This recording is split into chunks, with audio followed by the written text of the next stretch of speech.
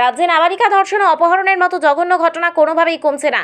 গত এক সপ্তাহে বিশালগড় এবং আমতলী থানার অন্তর্গত সেকেরকোট এলাকা থেকে দুটি নাবালিকা মেয়েকে অপহরণ এবং ধর্ষণের মতো ঘটনায় অভিভাবক মহলে চাঞ্চল্য ছড়িয়ে পড়েছে। জানা গেছে, গত 15 এপ্রিল বিশালগড়ের এক নাবালিকা মেয়েকে চেলিখলা জ্যোৎস্না খাতুন নামে এক মহিলা ওই নাবালিকা মেয়েকে বাড়িতে পৌঁছে দেওয়ার নাম করে গাড়িতে তুলে নিয়ে যায়।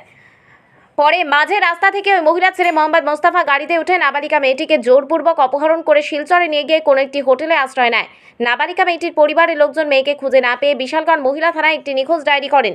বিশালগড় মহিলা থানার পুলিশের কাছে খবর আসে যে অপহরণকারী মোহাম্মদ মোস্তফা নাবালিকা মেয়েটিকে নিয়ে শিলচরের কোনো একটি হোটেলে অবস্থান করছে। সিপাহীজলা জেলা পুলিশ সুপারের সহযোগিতায় গত 16 এপ্রিল বিশালগড় মহিলা থানা থেকে পুলিশের একটি দল শিলচর থেকে অপহরণকারী মোহাম্মদ মোস্তফা হোটেলে আশ্রয়দাতা এক কর্মচারী পার্থনাথ নামে এক যুবককে আটক করে সহ নাবালিকা মেয়েটিকে উদ্ধার করে 17 এপ্রিল দুপুরে থানায় নিয়ে আসে এবং মেয়েটিকে পরবর্তী সময়ে তার পরিবারের লোকজনদের হাতে তুলে দেওয়া হয়।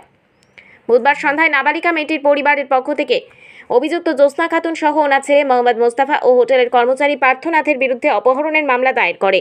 পুলিশ যথারীতি একটি অপহরণের মামলা নথিভুক্ত করে বৃহস্পতিবার অভিযুক্তদের বিশালগড় মহকুমা আদালতে প্রেরণ হবে বলে বিশালগড় মহিলা থানার ওসি শিউলি দাস জানিয়েছেন। অন্যদিকে বিশালগড় থানার অন্তর্গত চাম্পামুড়ার এক নাবালিকা মেয়েকেও আমতলী থানার অন্তর্গত সেকেরকোট এলাকা থেকে আগরতলা রাজনগর জয়নগর এলাকার উজ্জ্বল খান নামে এক যুবক অপহরণ করে নিয়ে গিয়ে বিভিন্ন জায়গায় একাধিকবার জোরপূর্বক ধর্ষণ করে।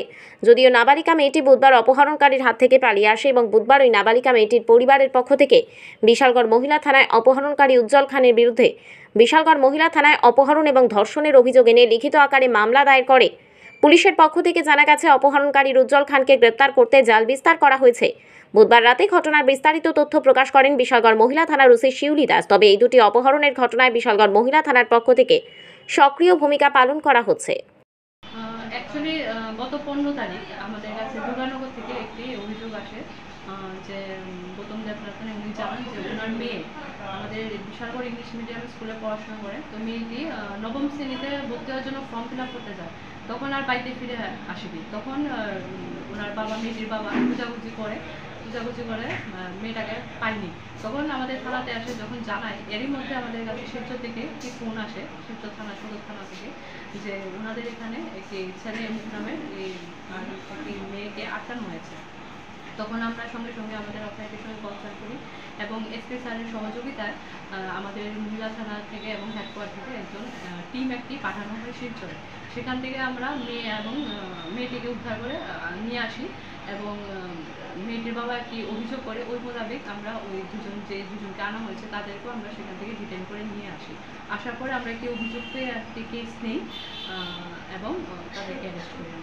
অভিযোগটা কি ছিল? তারা কি অপহরণ করেছিল? হ্যাঁ, অপহরণের মামলা করেছে। তাদেরকে কি আগামীকাল কোর্টে পাঠানো হবে? আগামীকাল তাদেরকে কোর্টে পাঠানো হবে। তাদের নামগুলি কি কি ম্যাডাম? তাদের নাম, একজনের নাম মোহাম্মদ মুস্তাফা, একজন নাম জ্যোৎস্না খাতুন এবং যিনি হোটেলে ওদেরকে জায়গা দিয়েছিলেন ওনার নাম পার্থনাথ। তার বাড়ি কি শিলচরে? ওনার বাড়ি শিলচরে।